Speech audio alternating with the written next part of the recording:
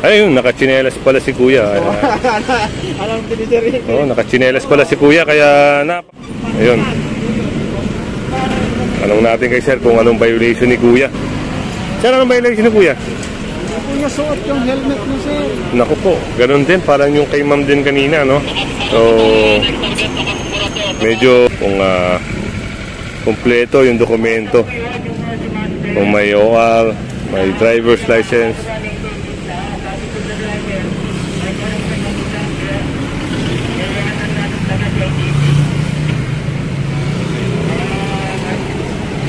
Yung sa area ng ano, no?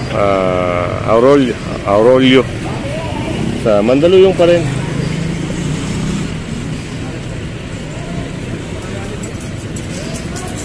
So yun, okay naman. So walang violation. Nakatouch sa CR niya na with sidecar, mga kasama. So yun, dapat ganon, no? Kung sidecar ang gamit nyo dun sa CR nyo, meron din nakatouch na with sidecar. Kadalasan na impound mga ganon yung nakalagay without sidecar, pero may sidecar pala. At dito mga kasama sa may Domingo Street, ayun, yung mga sasakyan doon, baka matikitan ng illegal parking, no? Kasi ano sir, tama ba yung parada nila? Tama naman pala. So yun mga kasama, chinek lang, no, ni Hepe kung proper ba yung pagpa-parking nila. Ito, yun pala. Basta may guhit, sir, no? Oh, yung pink line na yan. Oh, yung pink line. So, pasok naman sila. O, yun. At sunod lang tayo sa operation. Ito. Napara ni sir, no? Gawa ng nakachinelas.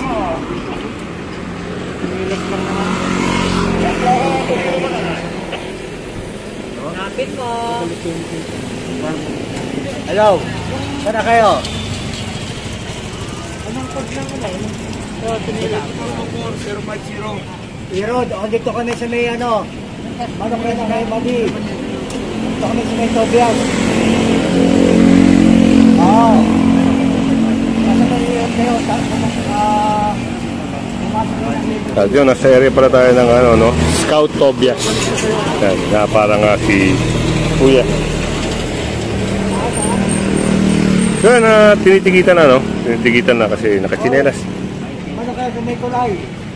Bakit mo na kulay? Makikita nyo ka na rito sa may kanto ng ano, Tobias. Oo. At ganun din, eh. Ito, napara rin yung isang motorsiklo.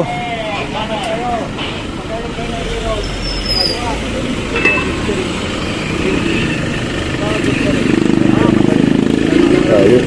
Kala ko kung anong ginawa ni kuya, no?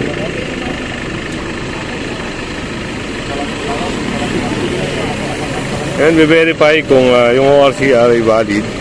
At syempre yung lisensya.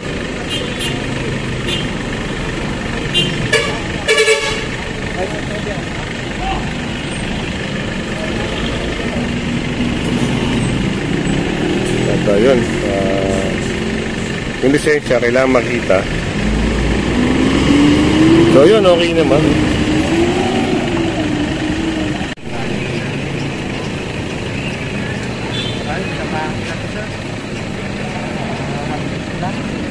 At dito, yun, merong isang motorista, ayun, walang helmet.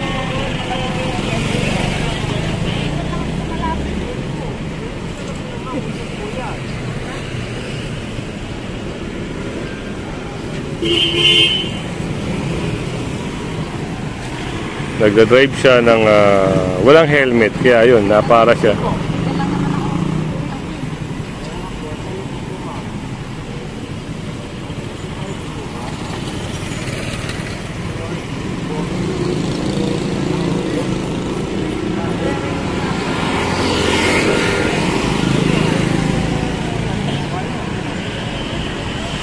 Yun, karamihan dito kasi sa way na to, kadalasan yung mga nagmamaneho ng motorsiklo, walang helmet, nakachinelas. Kaya, at kadalasan din dito yung operation. dinadaanan to. Yung Rodriguez, Scout Tobias, area ng Scout yan. Ano pong gamit mo? At ito si Sir, oh. Titikitan nga siya ng Yun na po kay ma'am. Yun na lang po. no crash helmet violation. Tatawali ko naman. Bayaran niyo po ito sa Bayad Shelter sa halagang 1,500. Yun. Napaliwanag na rin ni Sir sa kanya. Talo pa ako dito sa ano ko, 30 pesos. Wala po tayo magagawa. Pinapasikat lang namin po yung batas. Hindi po ba, ma'am? Tama ko, mali. Talo pa ako dito sa... Wala tayong magagawa. Kasalanan niyo po. Hindi po namin kasalanan. Alam niyo naman pala. So yun nga, medyo mabigat-bigat pag no crash helmet violation ang nalabag nyo.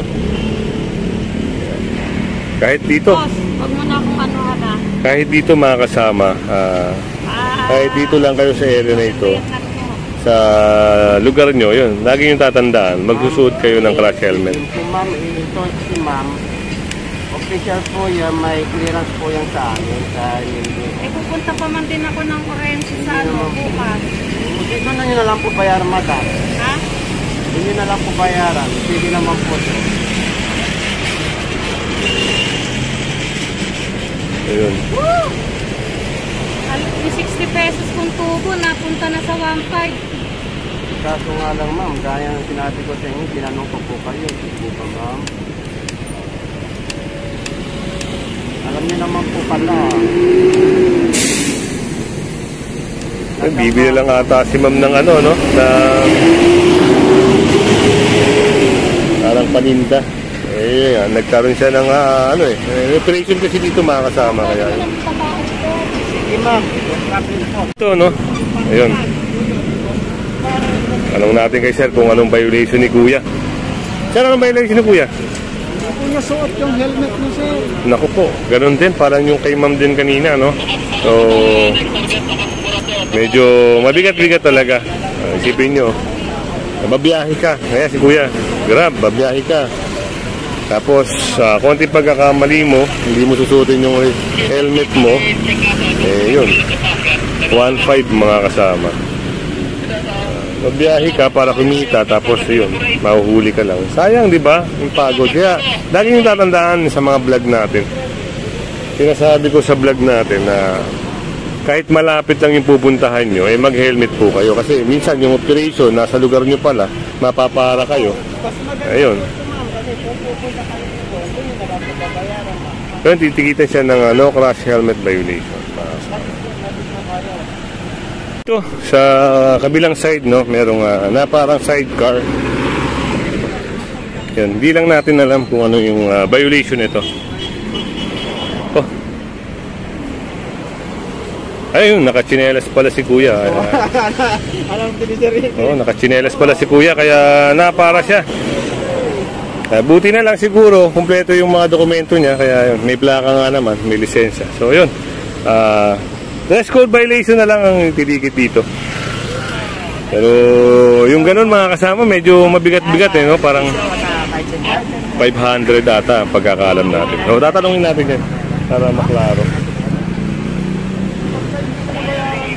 Sa araw, yung sinasabi natin na 15 working days, kailangan mo na pumunta sa ahensya para mag-clearan.